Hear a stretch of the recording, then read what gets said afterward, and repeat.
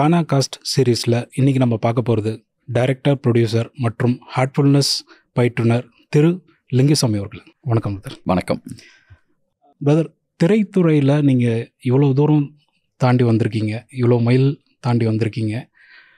இதோடைய ஆரம்ப புள்ளி எங்கேருந்து உங்களுக்கு இந்த விதை ஆரம்பிச்சது, விதை விருட்சமாச்சு? ரொம்ப உண்மையாக சொல்லணும்னா, நம்ம ஆனந்தம் படம் வந்து கமிட் ஆகி நான் வந்து ஒரு ப்ரொடியூசருக்கு படம் பண்ணுறதா இருந்துச்சு. அப்போது நம்ம சென்னைக்கு வந்த புதுசில் அசிஸ்டன்ட் டைரக்டர் அந்த எல்லாம் நம்மளுக்கு கேட்கறதுக்கு எந்த கேள்வியும் கிடையாது. ஒரு காலேஜ் முடிச்ச அடுத்த நாள் நான் சென்னைக்கு வந்துட்டேன், 92. அப்போது நம்ம எல்லா பழக்க வழக்கங்களும் இருக்கும் நம்ம லைஃப்பில். அது சினிமாங்கிறப்போ இன்னும் டே அண்ட் நைட்டு வந்து ஃபுல்லாக நிறைய ஃப்ரெண்ட்ஸு, கதை விவாதம் அப்படி போகும். நம்மளை கேட்குறதுக்கு இங்கே ஆள் கிடையாது. அப்படி இருக்கும்போது அது ஒரு லைஃப் அப்படி போகிறப்போ நான் ரொம்ப ஒர்க் பண்ணல. 2 படம் தான் ஒர்க் பண்ணேன், ஆனால் கதை பண்ணிட்டேன். அப்போது ஹம் ஆப்கே கேனோன்னு ஒரு படம் பார்த்துட்டு, ஏன் ஃபேமிலியில் நம்ம ஃபேமிலியில் நடந்த இந்த விஷயத்தில் ஏன் வந்து நம்ம படமாக பண்ணக்கூடாதுன்னு சொல்லிட்டு நான் வந்து ஒரு கதை ரெடி பண்ணிட்டேன். 97 அந்த மாதிரி டயத்துலலாம் என்கிட்ட கதை ரெடி ஆயிடுச்சு. அதுக்கப்புறம் அதுக்கு ஒரு ப்ரொடியூசரும் ரெடி ஆகிட்டாங்க. அந்த ப்ரொடியூசர் வந்து இது ரொம்ப ஓப்பனான ஒரு விஷயம். நான் நிறைய இடங்களில் சொல்லியிருக்கேன். நம்ம ஹார்ட்ஃபுல்னஸ்க்காக வந்து இப்போ ஒன்றிணைவோம் வா மகா உற்சவத்துக்காக எல்லா இடத்துக்கு போகிறப்ப கூட இதை பற்றி நான் பேசியிருக்கேன். கண்டிப்பாக நம்ம இங்கே சொல்லலாம், ஏன்னா ரொம்ப பேருக்கு அது பயன்படும்.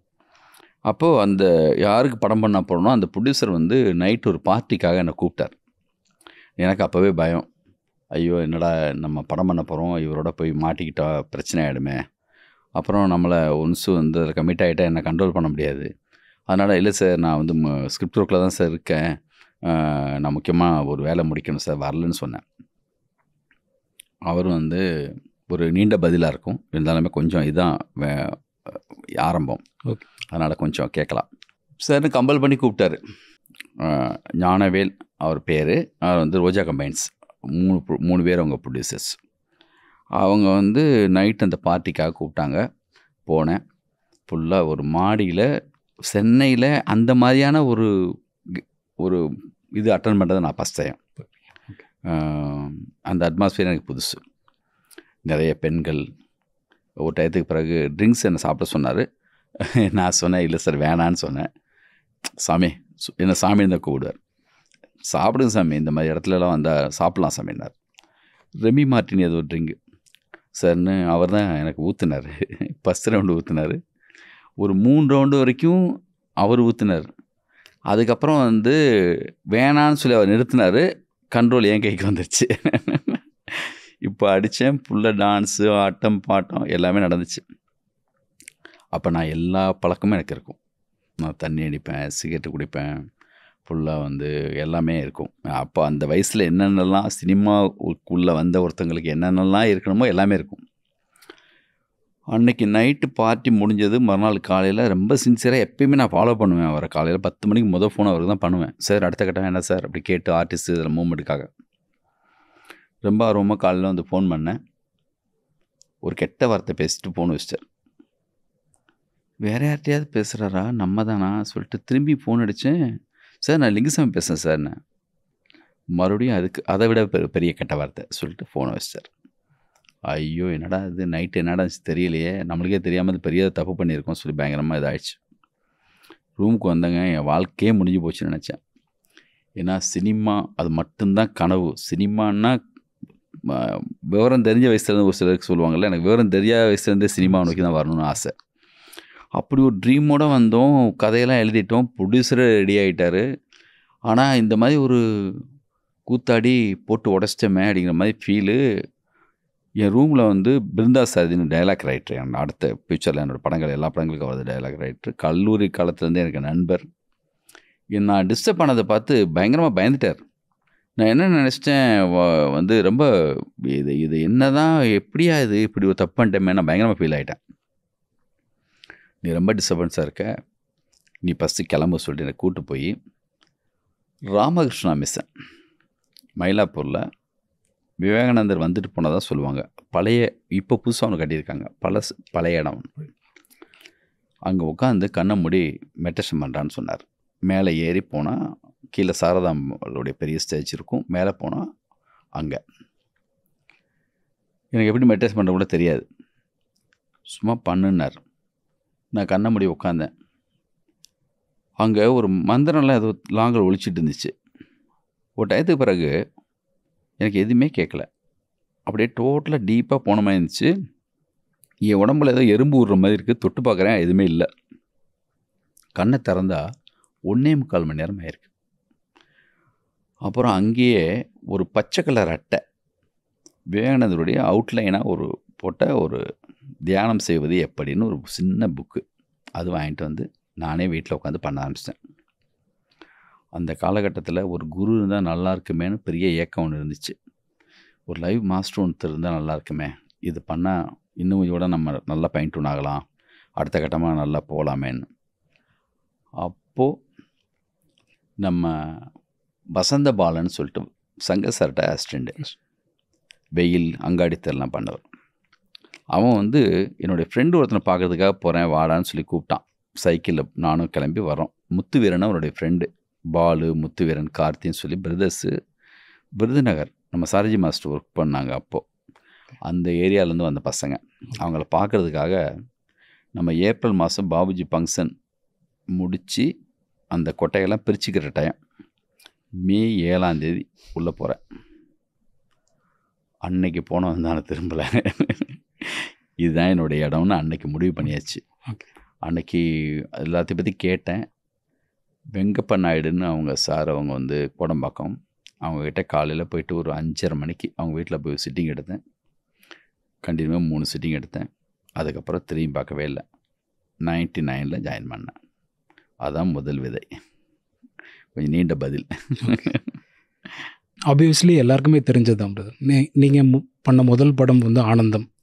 ஸோ நீங்கள் சொன்னீங்க பருவம் தெரியாத வயசுலேருந்தே சினிமா மேலே அவ்வளோ ஒரு ஆர்வம் இருந்ததுன்னு சொல்லிட்டு. ஸோ அப்படி இருக்கிற ஒருத்தர் ஆனந்தம் மாதிரியான ஒரு ஃபேமிலி ஸ்கிரிப்ட் பண்ணுறதுக்கு எப்படி உங்களுக்கு தோணுச்சு? எது உந்துதலாக இருந்தது? அதை நான் வந்து நானும் பாலாஜி சக்திவேலன் காதல் படம் பண்ணார்ல, ஆமாம். அவர் அடிக்கடி சொல்வார், அக்ரகுருசாவுடைய மிகப்பெரிய ஃபேன் அவர். அவர் வந்து ரோசோமான்லேருந்து ஆரம்பித்து 7 சாம்ராய், ரெட் பியர்டு. நான் ஊர்லேருந்து படம் பார்த்துட்டு வந்த ஒருத்தன். அவர் வந்து ஃபிலிம் இன்ஸ்டியூட்டில் இருக்கிற பசங்கள்லாம் நிறைய ஃப்ரெண்ட்ஸ் அவருக்கு. அதனால் குருசோவாவுடைய படங்களை பற்றி என்கிட்ட சொல்லிட்டே இருப்பார். அது பெரிய பிரமிப்பாக இருக்கும். அது மட்டும் இல்லை, அவர் சொன்ன ஒரு வார்த்தை சொன்னார். லைஃப்பில் வந்து நான் கதை எழுதுறதுக்கு முன்னாடி என் வாழ்க்கையில் மொத்தம் எது நடந்தாலும் எழுதி வச்சுட்டே இருப்பேன். கதை பண்ணுறதுக்காக அதை தான் நான் புரட்டி பார்க்கும்போது எனக்கு கதை தோண ஆரம்பிக்கும்னு சொல்லி குருசோவா சொன்ன ஒரு வார்த்தை சொன்னார். ஓகே. அதனால் என் பாக்கெட்டில் எப்பயுமே ஒரு ரெனால்ட்ஸ் பென்னும் சின்ன நோட்டு இருக்கும். ஓகே. எது நிகழ்ந்தாலும் அதில் எழுதுவேன். எது நிகழ்ந்தாலும்னா முக்கியமான நல்ல இன்சிடென்ட்ஸு, நல்ல கமெண்டு, ஒரு யாராவது சொன்ன நல்ல வார்த்தை, இந்த மாதிரி நோட் பண்ணிட்டே வருவேன். இப்படி ஒவ்வொரு முறையும் ஊருக்கு போகிறப்போ எங்கள் அம்மா, எங்கள் அண்ணன், எங்கள் அண்ணி எல்லாரும் தனித்தனியாக அவங்க வீட்டில் நடந்த முக்கியமான நிகழ்வுகளை சொல்லுவாங்க. ஓகே. அவங்க சொல்லும்போது, அவங்க பாயிண்ட் ஆஃப் சொல்லும்போது அவங்க எல்லா வகையிலையும் நல்லவங்களாக இருப்பாங்க. மற்றவங்க மேலே தான் நிறைய அப்படியே சொல்லுவாங்க. அது அவங்க பாயிண்ட் ஆஃப் வியூ. அப்படியே போய் அண்ணிகிட்ட கேட்டால் அது ஒரு வெர்ஷன் வேறையாக இருக்கும். நான் ஒரு சாட்சி மாதிரி. நான் எவ்வளோ பெரிய அந்த இன்சிடெண்ட்டாக இருந்தாலும் எனக்கு ஒரு கதை நிகழ்ந்துட்டுருக்குன்னு எனக்கு அப்போயே தோணுச்சு. சரி, எனக்காக தான் நிகழுதுன்னு சொல்லிட்டு நான் நோட் பண்ணிட்டே வந்தேன். அந்த காலகட்டத்தில் ஹம் ஆப்கே கெயின்னு ஒரு படம், ராஷ்ட்ரிய பிக்சர்ஸ் எல்லாத்தையும் இழந்து அந்த குடும்பத்தில் ஒரு பையன், எனக்கு ஒரு சான்ஸ் கொடுங்க, நான் இந்த படத்தை எடுத்து காட்டுறேன்னு சொல்லிட்டு எடுத்த படம். அந்த படத்துடைய பிரிண்ட் எங்கேயுமே கிடைக்காது அந்த காலகட்டத்தில். அந்த படம் ஓடுச்சுன்னா தேட்டருக்கு நைட்டோட நைட்டை திருப்பி ஆஃபீஸ் எடுத்து வந்துடுவாங்க எல்லா பிரிண்ட்டையும். திருப்பி விசிடியே வரல அதில். அந்த படம் வந்து அவ்வளோ பெரிய ஹிட்டு. அது அவங்க லைஃப்பில் நடந்த ஃபேமிலி இன்சிடென்ட்ஸ். நான் அந்த படம் பார்த்துட்டு எனக்கு தோணுச்சு, நம்ம ஏன் நம்ம லைஃப்பில் நடந்த இன்சிடென்ட்ஸ் வச்சு ஒரு படம் பண்ணக்கூடாது, இவ்வளோ இருக்குது நம்ம லைஃப்னு சொல்லிட்டு அப்படி எழுதின கதை தான் ஆனந்தம். அதில் நடந்த மேக்ஸிமம் நிகழ்வுகள் எல்லாமே ஃபேமிலியில் நடந்தது. ஆளாளுக்கு பீரோவில் கை வைக்காதீங்க, கேட்டெடுங்க சொல்லி அண்ணன் சொன்ன வார்த்தை அப்படியே. ஓகே. அதில் வந்து அதிலெல்லாம் மாற்றமே இல்லை. அந்த அந்த மூடில் கொஞ்சம் சினிமா, எனக்கு தெரிஞ்ச சினிமா அறிவு அந்த நேரத்து அந்த இதை வச்சுட்டு ஒரு படமாக பண்ணது. ஓகே. அந்த ஸ்கிரிப்டை வந்து மாஸ்டர் சூஸ் பண்ணதாக சொன்னாங்க பிரதர், அது உண்மைங்களா? மாஸ்டர் டைட்டில் சொன்னேன். டைட்டில் சொன்னேன். என்ன படம் பண்ண போகிறேன்னு கேட்டாங்க. நான் ஜாயின் பண்ண புதுசில் இந்த கதை நான் பண்ணிட்டேன், ஆர்டிஸ்ட்லாம் அப்ரோச் பண்ணிகிட்ருக்கேன். அப்போது அந்த பழைய காட்டேஜ் கிடையாது, வந்து புது காட்டேஜ் பொண்ணு இருக்குல்ல, அது இல்லை, பழைய காட்டேஜ். அதுக்கு முன்னாடி வந்து மான் இதெல்லாம் விளையாண்டுட்ருக்கோம், நீங்கள் பழைய அபியாசிஸ்க்கெல்லாம் தெரிஞ்சிருக்கோம். அப்போ அந்த பெரிய மணி கட்டி இருக்கு இல்லையா, அந்த வழியாக மாஸ்டர் நடந்து போயிட்டுருக்காங்க, கூடவே நடந்து போயிட்டுருந்தேன். அப்போ தான் மாஸ்டர் ஆரம்ப ஸ்டேஜில் பார்த்துருக்கிற டைம் சாரிஜி மாஸ்டர் கொஞ்சம். அப்போ நெருக்கல்லாம் பெருசாக கிடையாது. அப்போது புதுசாக ஜாயின் பண்ணியிருக்காரு, படம் பண்ணுறதுக்காக முயற்சி பண்ணிகிட்ருக்காரு அப்படின்னு சொன்னோன்னே, என்ன படம்னு கேட்டார். இந்த மாதிரி ஆனந்தம்னு சொல்லி சொன்னேன். சொல்லிட்டு யார் ஹீரோன்னு கேட்டார். மம்முட்டி சார்ன்னு சொல்லி சொன்னேன். அதுக்கப்புறம் ஆர்டிஸ்ட்லாம் சொன்னேன், அவங்களுக்கு எல்லாம் கேட்டுக்கிட்டாங்க.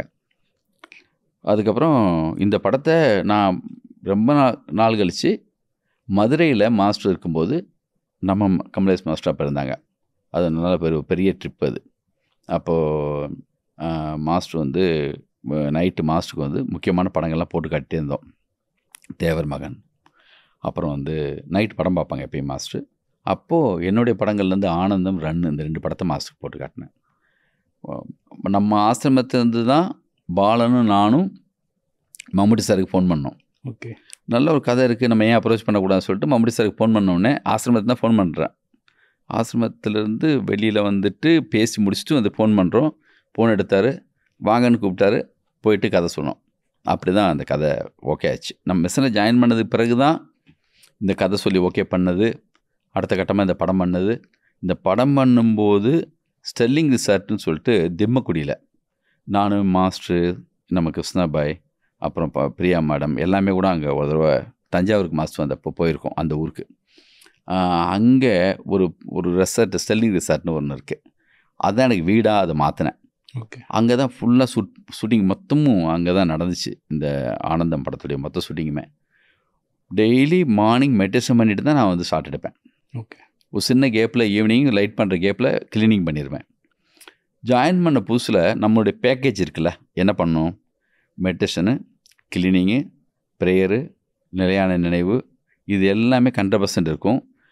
7 நாளைக்கு ஒரு தடவை இண்டிவிஜுவல் சிட்டிங் போய் எடுத்துருவேன் நாயுடு சார் வீட்டில். புதன்கிழமை சத்சங்கம் அட்டன் பண்ணிடுவேன் ஈவினிங் 6:30. சண்டே என்ன ஆசிரமத்தை தவிர்த்து வேறு எங்கேயும் என்னை பார்க்க முடியாது, 100% போயிடுவேன். இந்த ஜாயின் பண்ண புதுசில் ஒரு நாளைக்கு எத்தனை வாட்டி பண்ணுவேன்னு எனக்கே தெரியாது. கண்ணை திறக்கிறதுக்கு மனசே வராது. இந்த புதுசாக சைக்கிள் கற்றுக்குப்பாங்கள, அவங்க சைக்கிள் கொண்டு வைக்கவே மாட்டாங்க, சுற்றிக்கிட்டே இருப்பான்ல. அந்த மாதிரி ஜாயின் பண்ண புதுசில் கண்ணை திறந்துட்டு இருக்கிற நேரம் வேஸ்ட்டுன்னு நினைப்பேன் வாழ்க்கையில். சின்ன டைம் கிடைச்சா கூட மெடிடேஷன் பண்ணிடுவேன். அப்படி தான் பிகினிங் ஸ்டேஜுங்கிறது ரொம்ப தேடி தேடி போயிட்டு, அப்புறம் ஷூட்டிங் நடக்கும்போது எந்த ஊரில் நடந்தாலும் அந்த ஊரில் யார் பிரசப்டரோ, இப்போ கும்பகோணம் போனால் கல்யாணராமன் சார்னு ஒருத்தர் இருப்பார், அங்கே அசோகன் சார்னு ஒருத்தர் இருப்பார். இப்போ இருக்கிற மாதிரி நிறைய கிடையாது, கொஞ்சம் கொஞ்சம் இருப்பாங்க. காரைக்குடி போனால் அங்கே ஒரு பிரசப்டர் இருப்பார். அது மாதிரி ஷூட்டிங் எங்கே போனாலுமே தேடி தேடி அந்த ஏரியாவில் இருக்கிற ஒரு பிரசப்டர்கிட்ட ஒரு சிட்டிங் போய் எடுத்துப்பேன். அடுத்த கேள்வியாக நான் கேட்கலான்ட்டு இருந்ததுக்கு நீங்கள் இப்போ பதில் சொல்லிட்டீங்க. என்னென்னா, இப்போ ஹார்ட்ஃபுல்னஸ் தியானத்தை அந்த ஒரு புள்ளியிலேருந்து நீங்கள் இதை கண்டினியூ பண்ணேன்னு சொன்னீங்க, அதுக்கப்புறம் திரும்ப வரலன்னு சொன்னீங்க. ஸோ அதோடைய காரணம் என்ன அப்படின்னு நான் கேட்கலான் இருந்தேன். காரணம் என்னென்னா, எனக்கு கோபம் வந்து பயங்கரமாக வரும். எங்கள் அம்மா, நான் மெடிடேஷன் ஜாயின் பண்ணேன், கொஞ்ச நாள் கழித்து தான் ஊர்லேருந்து எங்கள் அம்மா வந்தாங்க.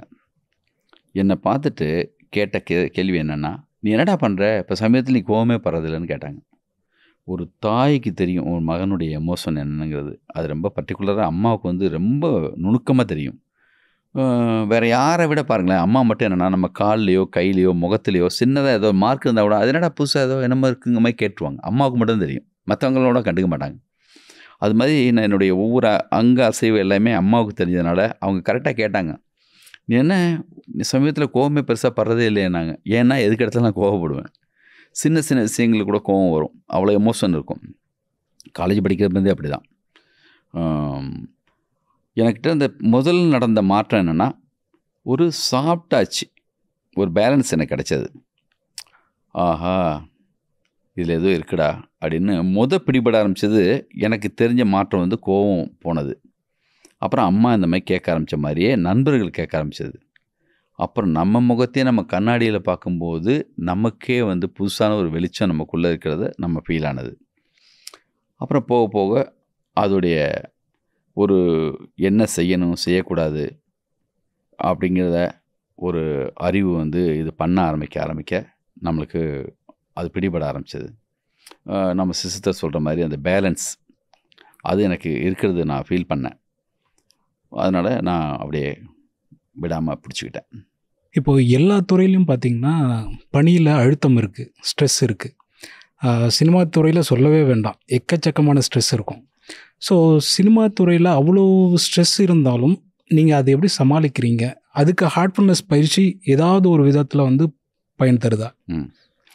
ஒரு படங்கிறது ஒரு ஓவியமோ ஒரு வேற ஒரு வேலைன்னா ஒரு தனிப்பட்ட முறையில் ஒரு ஓவியத்தை வரைஞ்சிடலாம். ஆனால் சினிமாங்கிறது எல்லாருடையும் கோஆர்டினேட் பண்ணி நம்ம நினச்சதை ஒரு கேமராமேனுக்கு சொல்லி ஒரு ஆர்டிஸ்ட்டுக்கு சொல்லி அத்தனை பேர் அவ்வளோ பெரிய சவுண்டு ஒரு 150-200 பேர் ஒரு செட்டில் இருப்பாங்க. இவ்வளோங்கெல்லாம் தாண்டி எல்லார் கண்ணிலையும் மண்ணை தூவிட்டு எல்லாரையும் ஏமாற்றிட்டு அந்த படத்தை நம்ம நினச்ச படத்தை கொண்டு வரணும். மாபெரும் வேலை. தனிப்பட்ட முறையில் ஒரு டைரக்டருடைய ஒர்க்கு மட்டுமே அது கிடையாது. நம்ம நினச்சோம், அதை வந்து நம்மளுக்கு கொஞ்சோண்டு தெரியும், கொஞ்சம் அப்படியே அவுட் ஆஃப் பாக்ஸில் தெரியும், கொஞ்சம் கொஞ்சமாக தெரிய ஆரம்பிக்கும். அதை 10 நாள் கழித்து ஆர்டிஸ்ட் புரிஞ்சுப்பாங்க, கேமராமேன் புரிஞ்சுப்பாங்க, மற்றவங்களும் புரிஞ்சுப்பாங்க, அப்படியே போகும். இப்போது இதை பண்ணுறதுக்கு வந்து மிகப்பெரிய பொறுமையும் மெயினாக ஒரு பொறுமை, ஒரு ஒரு பேஷன், அப்புறம் வந்து எல்லாரையும் வந்து கன்வின்ஸ் பண்ணணும் எல்லாரையுமே. அதில் பல இடர்பாடுகள் வரும். சரி, மெடிடேஷன் பண்ணிட்டு தான் மணிரத்னம் எடுக்கிறாரா பாரதிராஜா எடுக்கிறாருன்னு கேள்விக்கு எனக்கு பதில் கிடையாது. எனக்கு தெரிஞ்சது என்னென்னா, எனக்கு பர்சனலாக ஒரு டிவைன் டச்சு ஏதோ ஒரு வகையில் நம்ம நினச்ச மாத்திரத்தில் அங்கே வர்றதுக்காக நான் பர்சனலாக வந்து நான் மெடிடேஷன் பண்ணிவிட்டு என்னுடைய அந்த 100% என்னுடைய அந்த அந்த அந்த மூடோடு இருக்கிறனால மட்டும்தான் நான் சாதாரணமாக ஒரு சின்ன வில்லேஜிலேருந்து வந்த ஒரு ஆள். மாபெரும் வந்து பெரிய பேரறிவோடெல்லாம் அதை கற்றுக்கவெல்லாம் இல்லை. எனக்கு இருக்கிற ஒரு சின்ன அறிவோட இந்த உயரத்துக்கு வந்ததுக்கு என்னுடைய கேரக்டருக்கு ரொம்ப பர்சனலாக நான் வந்து இந்த மெடிடேஷன் வந்து எனக்கு ரொம்ப பயன்படுச்சு. அது பல உதாரணங்கள் கூட எனக்கு இருக்குது. இது வந்து எந்தெந்த ஏரியாங்கிறத ஆண்டி வேலை நான் சொல்கிறேன். பொதுவாகவே பிரதர், மக்கள் மத்தியில் வந்து தியானம்ன்றது வந்து வயசானதுக்கப்புறம் தான் பண்ணணும், ஆமாம், ஒரு வயசுக்கு அப்புறம் தான் பண்ணணும் அப்படின்ற மாதிரி இருக்குது. அதை பற்றின உங்களுடைய கருத்து என்ன? அது என்னமோ அப்படி ஒன்று ஏறி இருக்கு. எப்போ பார்த்தாலுமே எல்லாருமே சொல்கிற ஒரு வார்த்தை, இது என்ன சார் இந்த வயசுல என்ன மெடிடேஷன் பண்ணணுன்ட்டு. வாழ்கிறப்ப தானே தேவை. அது புரிய மாட்டேங்குது, ரொம்ப பேருக்கு அது தெரியல. அது வந்து இப்போது ஓரளவு ரீச் ஆகிட்டுருக்குன்னு நினைக்கிறேன். கொஞ்சம் புரிதல் இருக்குது. நிறைய வெரைட்டி ஃபீல்டில் உள்ள நிறைய பேர் வந்து என்கிட்ட வந்து அதுவும் ஐடி ஃபீல்டில் உள்ளவங்களுக்கெல்லாம் முக்கியமாக வந்து கேட்குறாங்க, இந்த மாதிரி ஓவராக ஸ்ட்ரெஸ்ஸாக இருக்குது பிரதர், இந்த மாதிரி மெடிடேஷன் பண்ணால் நல்லா இருக்கும்னு நினைக்கிறேன், நீங்கள் அதில் இருக்கீங்களாமே சொல்லி கேட்டு சிட்டிங்கெலாம் எடுத்துக்கிறாங்க. ஆனால் பொதுவாக இப்படி ஒரு எப்படியோ அது வந்து அந்த காலத்தில் சினிமாவில் எல்லாம் வந்து ரிஷிகள்லாம் வந்து வயசானவங்களாக இருப்பாங்க. அப்புறம் வந்து வயசான காலத்தில் இதெல்லாம் பண்ணும் பொருக்கு அதை ரியல் லைஃப் அதான் பயப்படுறாங்க ரொம்ப பேர். ரொம்ப விஷயத்தை விட்டுருணுமோ, இங்கே வந்தால் விட்டுருவோமோ, வந்து இந்த உலக வாழ்க்கையில் இருக்கக்கூடிய ஒரு சில சந்தோஷங்கள்லாம் நம்ம அனுபவிக்க முடியாமல் போயிடுமோ, அந்த பயம்லாம் கூட இருக்குது. ஒழுங்காகிடுவோமோன்னு பயப்படுறான் ஒரு சிலர்.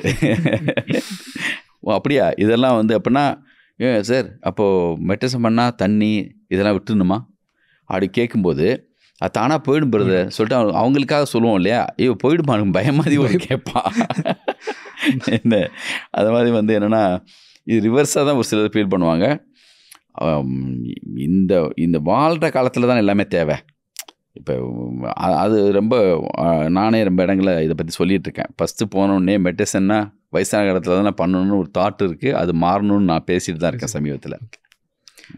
இப்போ பொருளியல் சார்ந்த தேடல்களில் வந்து ஜாஸ்தியாக மக்கள் வந்து போயிட்டே இருக்காங்க, தேடிக்கிட்டே இருக்காங்க. ஆனால் இப்போ ஸ்பிரிச்சுவல் ஓரியன்டாகவும் மக்கள் வந்து நோக்கி வர்றாங்க. ஆனால் அந்த அளவுக்கு இல்லை. பட் ஸ்பிரிச்சுவல் எந்த அளவுக்கு மக்களுக்கு வந்து தேவை?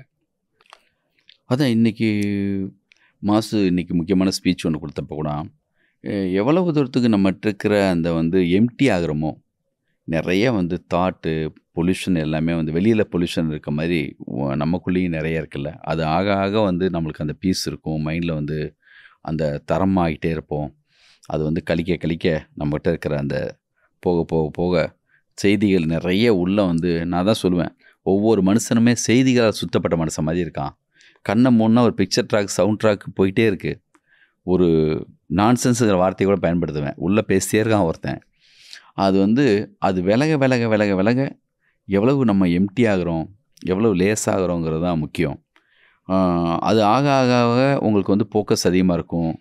உங்கள் நினச்ச மாத்திரத்தில் ஒரு வேலையை உங்களால் செய்ய முடியும். இந்த உலகத்தில் தோணுன முக்கியமான விஞ்ஞான கண்டுபிடிப்புகள்லாம் எப்படி இருந்திருக்கும்?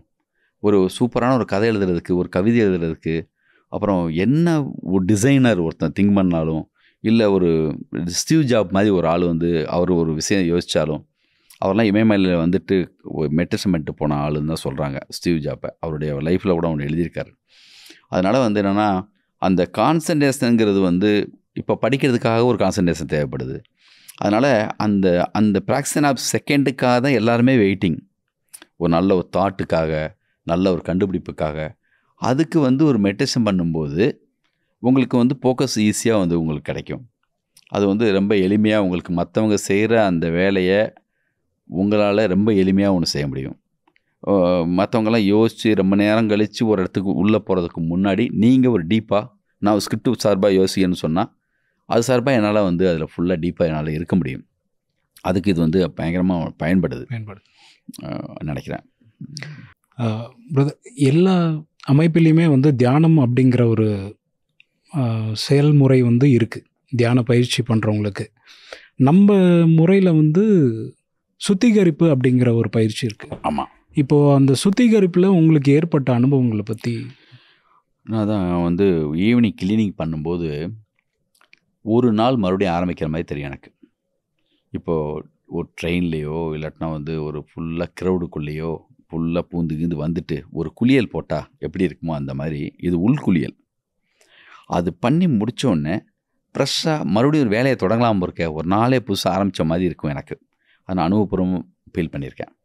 அது மாதிரி சார்ஜி மாஸ்டர் ஒன்று சொல்லியிருந்தாங்க, காலையில் மெடிடேஷன் பண்ணுறதுக்கு முன்னாடி சின்னதாக ஒரு 2 நிமிஷம் க்ளீனிங் பண்ணிவிட்டு ஒரு மெடிடேஷன் பண்ணுங்கன்னாங்க. அது எனக்கு பெரிய பயன்பாடாக இருந்துச்சு. இம்மீடியட்டாக மெடிடேஷனுக்குள்ளே போக முடியுது. அதுக்கு உதாரணம் என்ன சொன்னாங்கன்னா, ஸ்விம்மிங் பூலில் போய் குளிக்க போகிறதுக்கு முன்னாடி சின்ன ஷவர் எடுத்துப்போம்ல, அப்போ சின்ன பாடி க்ளீன் ஆகிடுது. அப்புறம் அது ஸ்விம்மிங் பூலுக்கு போகிற மாதிரி பாருங்கள். அவங்க ஒரு உணர்ந்துட்டாங்க. அவங்க கண்ணில் பார்த்ததை வெவ்வேறு உதாரணங்கள் மூலமாக எப்படியாவது இவங்களை கடத்திட முடியாதா, இவங்களுக்கு சொல்லி புரிய வச்சிட முடியாதா சொல்லிட்டு தேடி உதாரணம் சொல்கிறாங்க. அப்படி சொன்ன உதாரணம் அந்த உதாரணம். அது எனக்கு ரொம்ப பிடிச்ச உதாரணம். நான் க்ளீனிங்கை ரொம்ப மதிக்கிறேன். ஒரு கரெக்டாக க்ளீனிங் பண்ணிவிட்டு அந்த பேக்கேஜோடு நீங்கள் இருக்கும்போது உங்களுடைய மெடிடேஷனுடைய தரம் வந்து உங்களுக்கு தெரியும். அதை 100% நீங்கள் ஃபீல் பண்ண முடியும். நீங்கள் வர்றதுக்கு முன்னாடி எனக்கு சிட்டிங் எடுத்துப்பேன். ஃப்ளைட்டில் அந்த டைம் கரெக்டாக 5:20 ஃப்ளைட் ஸ்டார்ட் ஆக போதுன்னா அப்போ ஏதோ ப்ரெசப்டருக்கு ஃபோன் பண்ணி, சார் 5:20 சிட்டிங் நான் எடுத்துக்கிறேன் சார்னு சொல்லி எடுத்துப்பேன். இல்லை வீட்டில் இருக்கும்போதே ஸ்டார்ட் பண்ணுறதுக்கு முதல் நாள் ஒரு சிட்டிங் எடுத்துப்பேன். ஒரு இண்டிவிஜுவல் சிட்டிங் எடுக்க அது வந்து உங்களை இன்னும் கொஞ்சம் கூட உங்களுக்கு மேம்படுத்திகிட்டே இருக்கும். உங்களுடைய அழகாக ஒரு இடத்துல படித்தேன், மெடிடேஷன் நம்மளுடைய புக்கில் எழுதுனதில் ஓவர் துணிச்சல் இருக்குல்ல, அது கூட பிரச்சனை தான். ஓகே. இப்போ இந்த ரோட்டில் இந்த ஸ்பீடில் தான் போகணுன்னு சொன்னால் அந்த கண்ட்ரோலில் போனால் மட்டும் தான் நம்ம போய் அடைய முடியும். அதனால் வந்து பேலன்ஸ் சொல்கிறது காரணம் என்னென்னா, உங்களுக்கு வந்து ஒவ்வொரு துணிச்சலும் தேவையில்லை, பயமும் தேவையில்லை. அதனால தான் வந்து அந்த பேலன்ஸுங்கிற விஷயம் அடிக்கடி சொல்லிகிட்டே இருக்கும். Cleaning more important. ஹார்ட்ஃபுல்னஸ் அமைப்போட இன்னொரு ஸ்பெஷல் விஷயமாக நான் பார்க்குறது வந்து தனிநபர் சிட்டிங், இண்டிவிஜுவல் சிட்டிங். இப்போ அந்த இண்டிவிஜுவல் சிட்டிங் வந்து எந்த அளவுக்கு ஒரு பயிற்சியோடைய முன்னேற்றத்துக்கு உந்துதலாக இருக்குங்க? நான் ஏதாவது ஒரு முக்கியமான மீட்டிங் போகிறேன்னா நம்மளுடைய பயம், தயக்கம், எல்லாத்துலேயும் இப்போ தயக்கம் இருக்கும், சந்தேகம் இருக்கும். சந்தேகம். அந்த சந்தேகம், பயம் இது எல்லாமே வந்து அந்த இண்டிவிஜுவல் சிட்டிங் மூலமாக விலகி ஒரு கான்ஃபிடென்ட் கிடைக்கும். 100% ஃபீல் பண்ணியிருக்கேன். பர்டிகுலராக வந்து உதாரணத்துக்கு நான் இப்போ வந்து ஒரு முக்கியமான ஒரு ப்ரொடியூசர்கிட்ட ஒரு கதை சொல்ல போகிறேன் அப்படின்னா, என்னுடைய ஃபீல்ட்லேருந்து என்னுடைய உதாரணத்துன்னு சொல்கிறேன். உள்ளே ஓடிக்கிட்டே இருக்கும். இது கரெக்டாக போய் சொல்லிடுவோமா, சொல்ல மாட்டோமா, நடக்குமா நடக்காதா, அந்த பயம், பதட்டம் அதெல்லாம் இருக்கும். சரி, முதல் ஒரு படத்தில் வாழைப்பழத்தை முழுங்குவானே இன்றைக்கு முன்னாடி, அந்த மாதிரி நம்ம விழுங்குற வாழைப்பழம் என்னென்னா அந்த இண்டிவிஜுவல் சிட்டிங் தான் நினைக்கிறோம். உண்மையிலேயே ஒரு நல்ல ஒரு சரியான ஒரு இண்டிவிஜுவல் சிட்டிங் பர்ஃபெக்டாக நம்ம எடுக்கும்போது அது வந்து எனக்கு அதை நான் 100% ஃபீல் பண்ணியிருக்கேன். நான் இங்கே ஷூட்டிங் போகிறப்பெல்லாம் செட்டுக்கு போகிறதுக்கு முன்னாடி நம்ம வம்சி பிரதருக்கு ஃபோன் பண்ணுவேன். இங்கேருந்தே வந்து சிட்டிங் கொடுப்பாரு. அங்கே ஊரில் இருந்தேன்னா சதாசிவம் சொல்லி ஒரு ப்ரெசப்ட் இருக்காங்க, அவங்கக்கிட்ட சாரதா சிஸ்டர் இருக்காங்க. அவங்ககிட்ட இப்போ வந்து அவங்க ஃபஸ்ட்டு அவங்க அப்பா கிட்ட ஆரம்பித்தேன். இப்போது அவங்கக்கிட்ட இப்போ நான் வந்து இப்போ எடுத்துகிட்ருக்கேன். பாருங்கள், நான் ஸ்டார்ட் பண்ணேன். சொல்லுவார்ல, ஒரு வீடும் ஒரு ஆசிரமமாக மாறணுன்ட்டு. ஒவ்வொரு குடும்பத்துலேருந்து யாராவது ஒருத்தர் வருவாங்க. நான் ஆரம்பித்தேன். அதுக்கப்புறம் எங்கள் அம்மா வந்து கோயில்னால் குளம் கோயிலுக்கு ஒரு கல்லை பார்த்தா விட மாட்டாங்க, அவ்வளோ கடவுள் பக்தி. அவங்களுக்கு இந்த மெடிடேஷன் பற்றி சொல்லி புரிய வச்சப்போ, என்னடா சொல்கிற மெடிடேஷனை சொல்லி, அப்போது சாமியெல்லாம் கும்பிடக்கூடாதா அப்படின்னு கேட்டாங்க. இல்லைம்மா, அதுவும் நீங்கள் கும்பிடுங்க, எடுத்தோடனே அதெல்லாம் சொல்லக்கூடாதுன்னு சொல்லிட்டு நீங்கள் வாங்க ஏன்னு சொல்லிட்டு கூப்பிட்டு ஸ்டார்ட் பண்ணாங்க. அம்மா, அப்புறம் மிஸ்ஸஸ்ஸு, அப்புறம் பிரதர்ஸு, அண்ணிங்க. இப்போ நம்ம வீட்லேயே வந்து சண்டே மெடிடேஷன், புதன்கிழமை மெடிடேஷன் நடக்குது. ஒரு ஆள் ஒரு வீட்டில் வராங்க. இன்னும் சொல்லப்போனால் நம்ம சிஸ்டத்தில் சொன்னதில் ரொம்ப எப்போல்லாம் வருவாங்க ஒரு சிலர்னால், துன்பமான காலகட்டத்தில் ஆன்மீகத்தை நோக்கி வருவாங்க அப்படின்னு சொல்லப்பட்டிருக்குல்ல. நான் சொன்ன இதில் பாருங்கள், எனக்கு ஒரு மிக முக்கியமான துன்பமான காலத்தில் தான் வந்தேன். ஆனால் சின்ன வயசுலேருந்து என்ன வந்து அம்மா எப்படின்னா, எங்கள் வீட்டில் 4 பசங்க, பொண்ணுங்க கிடையாது. நான் தான் வீட்டில் விளக்கேற்றுவேன். நான் எங்கள் குலதெய்வம் மேலே பயங்கர பற்றாக இருப்பேன். எங்கள் லிங்கம்மாள்னு ஒரு குலதெய்வம். அதனால் வந்து வீட்டில் வந்து பொண்ணுங்க இல்லாதனால நான் வந்து எல்லா வேலையும் வந்து விளக்கேற்றுலேருந்து ஆரம்பித்து வீட்டில் கோலம் போடுறது வந்து நான் பண்ணி ஆகணும். என்ன பக்தியான ஒரு பையன்தான் எங்கள் அம்மா வளர்ப்பாங்க. அந்த சின்ன வயசில் அவ்வளோ சின்சியராக நான் வந்து கடவுள் நம்பிக்கை உள்ள ஒரு ஆள். ஆனால் இந்த ஒரு இளமை வரும்ல, இந்த மீசை அரும்புற ஒரு டைம் இருக்கும் பார்த்தீங்களா, அந்த காலகட்டத்தில் நம்மளுக்கு ஒரு ஃபீல், அப்படியே ஒரு 10th அந்த மாதிரி படிக்கிற டயத்தில் பொண்ணுங்கள்லாம் வரும்போது எங்கள் அம்மா, இவன் தான் விளக்கேற்றுவான், இவன் வந்து பயங்கர பக்தின்னு சொன்னால் எனக்கு கோபமாக வரும். என்னென்ன பக்தி இன்ட்ரடியூஸ் பண்ணுறாங்க சொல்லிட்டு. அந்த காலகட்டத்தில் வந்து நான் கொஞ்சம் அதுலேருந்து கொஞ்சம் விலகினேன். ஐ ஆம் யூத்து, நான் விளக்கெல்லாம் ஏற்ற மாட்டேன் அப்படின்னு சொல்லிட்டுலாம் எங்கள் அம்மாக்கிட்ட வந்து ஏமாற்றிட்டு சுற்றிட்டு இருப்பேன் பாருங்கள். ஆனால் எங்கள் அம்மா அந்த காலகட்டத்திலே நைட்டு தூங்க போகிறதுக்கு முன்னாடி சாமி கும்பிட்டு தான் தூங்கணும்பாங்க. நம்மளுடைய நைட் ப்ரேயர். எப்போ எதை நினச்சாலும் வந்து லிங்கம்மாவை நினச்சிக்காடா அப்படிம்பாங்க. ஏதோ ஒரு வகையில் வேற ஒரு பேக்கேஜில் எங்கள் குடும்பத்தில் இது இருந்திருக்கு. ஓகே, அதை நான் ஃப்யூச்சரில் எனக்கு ஒரு துன்பமான காலகட்டத்தில் திரும்பியும் எனக்கு ஒரு நல்ல ஒரு குருமார் வந்து கிடச்சி நான் வந்து இதில் கண்டினியூ ஆகணும்னு இருந்திருக்கு. நம்ப மாட்டீங்க பிரதர், திருமூலரை மந்திரமாதி, உள்ளம் பெருங்கோயில் ஊனுடம்பு ஆலயம், வள்ளல் பெருமானுக்கு வாய் கோபுர வாசல், தெல்ல தெரிந்தாருக்கு சீவன் சிவலிங்கம், கள்ள புலனேந்தும் காலா மணி விளக்கே. அந்த மாதிரி நம்ம சிஸ்டத்துக்கு எப்போ வந்தனோ, திருப்பதியில் டிஸ்கஷனுக்கு போவேன், ஆனால் கோயிலுக்கு போக மாட்டேன். ஓகே, உள்ளே தான் இருக்கே, இங்கே தான் பார்க்குறோமே. அந்த மாதிரி அதே மாதிரி எங்கேயாவது சுச்சுவேஷனில் நான் ரமணா ஆசிரமம் போகிறேன், அங்கே ஏதாவது ஷூட்டிங் அந்த மாதிரி ஏரியாவில் போனால் கூட நம்ம சிஸ்டம் பிரகாரம் தான் மெடிடேஷன் பண்ணுவேன். ஓகே, இந்த உலகத்தில் எந்த மூலையில் எங்கே உட்காந்தாலுமே ஹார்ட்டில் டிவைனில் இருக்குது அந்த மாதிரி நம்ம சிஸ்டத்து பிரகாரம் தான் நான் மெடிடேஷன் பண்ணுவேன். எனக்கு நடக்கிறது மெடிடேஷன் தான், தூக்கம் இல்லை அப்படி தெரியறதுக்கு நான் என் குடும்ப வகையில இருந்து ஒரு உதாரணம் உங்களுக்கு சொல்லணும். ரொம்ப பேர் என்ன சொல்லுவாங்கன்னா, மெடிடேஷன் முடித்தோடனே சார் தூங்கின மாதிரி இருக்குது சார், அது மெடிடேஷனாக தூக்கமாக எனக்கு தெரியலையே சார் அப்படிம்பாங்க. எனக்கு ஒரு பெரிய ப்ளஸ்ஸு, எங்கள் குடும்ப வழியில் ஒரு ப்ளஸ் இருக்குது. எனக்கு நடந்தது மெடிடேஷனாக தெரிஞ்சுக்கிறதுக்கு. எங்கள் வீட்டில், எங்கள் குடும்பங்கள் வந்து எங்கள் வீட்டில், எங்கள் மாமா வீட்டில், எங்கள் சின்னம்மா வீட்டில் பசங்க எல்லாருக்குமே ஏதோ ஒரு வழியில் ஒரு தலைவலி வரும். அது என்ன தலைவலினா, தூங்கி 1.5 மணி நேரம் ஆயிருக்கணும். ஒரு 20 நிமிஷத்துலேயோ 15 நிமிஷத்துலேயோ அப்புறம்லையோ யாரோ எழுப்பினா வச்சுக்கோங்க, அமர்கலம் படத்தில் அஜித் டென்ஷன் ஆகும் பாருங்க. அந்த மாதிரி ஒரு கோவம் வரும். அந்த தலைவலி எப்படி இருக்குன்னா, கொஞ்ச நேரம் இருந்தால் இந்த உயிரோடையே இருக்கணுமாடா, அந்தளவுக்கு அவ்வளோ பெரிய வலி பாருங்கள் பிரதர். எனக்கு நம்ம சிஸ்டத்துக்கு வந்து ஒரு மெடிடேஷன் பண்ணும்போது அவ்வளோ டீப்பாக உள்ளே போயிடுவேன். அப்படி உள்ளே போயிட்டு கண்ணை திறக்கும்போது தலைவலி இருக்காது. அப்போ தான் நான் புரிஞ்சுக்கிட்டேன், நடந்தது மெடிடேஷன் தான், தூக்கம் இல்லைன்னு. தூக்கமாக இருந்தால் தலைவலி வந்திருக்கணுமே. கண்டிப்பாக. அது எனக்கு பெரிய ப்ளஸ்ஸு ஆரம்ப காலகட்டத்தில். இந்த தூக்கத்துக்கும் இதுக்கும் மயிரிலே தான் வித்தியாசம். அது நம்ம வந்து 100% நான் வந்து அதை ஃபீல் பண்ணியிருக்கேன். அது மாதிரி ஏர்லி மார்னிங் மெடிடேஷனுடைய அருமையை வந்து நான் பல நேரங்கள் நினச்சிருக்கேன் பிரதர். 4:30 மணிக்கு ஒரு 5 மணிக்குள்ளே அந்த மெடிடேஷன் பண்ணிட்டா அதோடைய அற்புதம் இருக்குல்ல, மாபெரும் அற்புதம். அது நாள் மொத்தம் அந்த கண்டிஷன் நீடிக்கும். அந்த நாள் மொத்தமும் இருக்கும், நம்மளுக்கு தெரியும். அந்த நாள் மொத்தமும் அந்த நாள் எப்படி இருக்குங்கிறத நம்ம 100% ஃபீல் பண்ண முடியும். அதை நான் பெருசாக மதிக்கிறேன். அதே மாதிரி ஒரே நேரம் ஒரே இடம்னு சொல்லி சொல்லியிருக்கார்ல, அதுவும் மிகப்பெரிய அற்புதமான விஷயம். ஏன்னா உட்காந்த மாத்திரத்தில் நம்ம அந்த கண்டிஷனுக்கு போக முடியும். அதுக்கு நம்ம சிஸ்டத்தில் சொன்ன உதாரணங்கள் சொன்னதில் எனக்கு பிடிச்ச உதாரணம், ஏன் ஒரே நேரம் ஒரே இடம் அப்படின்னு மாஸ்டர் சொல்கிறாருன்னா, இப்போ மாஸ்டர் ஒரு புக்கை எழுதியிருக்காங்க. அந்த ஒரு முக்கியமான ஒரு ஆள் அந்த மணி அடிச்சுட்டு நாய்க்கு வந்து ஃபுட்டு வைக்கிற ஒரு ஹேபிட்டை வந்து உருவாக்குனார். மணி அடிச்சுட்டு உடனே அதுக்கு வந்து எச்சில் ஊற ஆரம்பிச்சிடும். ஒருவேளை ஃபுட்டு வைக்கலைன்னாலுமே எச்சி ஊற ஆரம்பிக்கும் அந்த மணி அடித்த உடனே. அது மாதிரி ஃபஸ்ட்டு நம்ம மாஸ்டர் சொன்ன உதாரணத்துலேருந்து இந்த 15 லிட்ரு 10 லிட்ரு கரைக்கிற மாடுக்கெல்லாம் வந்து மிஷின் வச்சு கறப்பாங்க. ஒருவேளை அந்த டயத்தில் மிஷின் வைக்காமல் விட்டுட்டா ஆட்டோமேட்டிக்காக பால் சுரக்க ஆரம்பிச்சிடும். அது மாதிரி அந்த டைமும் ஒரே இடமும் நீங்கள் ஃபிக்ஸ் பண்ணிங்கன்னா, இப்போ வைஃபை இருக்கிற இடத்துல புஃப்னு அந்த மெசேஜ் வர மாதிரி அந்த இடத்துல உட்காந்த மாத்திரத்தில் உங்களுக்கு சிக்னல் வர ஆரம்பிச்சிடும். உங்களுக்கு அதை 100% நீங்கள் அதை ஃபீல் பண்ண முடியும். அதை நான் ஃபீல் பண்ணியிருக்கேன். பிரதர், நம்மளுடைய அமைப்பை வந்து 2 பிரிவாக பிரிக்கலாம் இல்லைங்களா? உடல் அப்புறம் உள்ளம், இப்படி பிரிவாக பிரிக்கலாம். இப்போ உள்ளத்துக்கு வந்து நம்ம தியான பயிற்சி இருக்குது, சுத்திகரிப்பு பயிற்சி இருக்குது. இப்போ இந்த உடலுக்கு உண்டான ஓய்வு நிலை பயிற்சி, அதை பற்றின உங்களுடைய கருத்து? ரொம்ப அற்புதமான விஷயம். அதை பல நேரங்களில் ஃபீல் பண்ணியிருக்கேன்.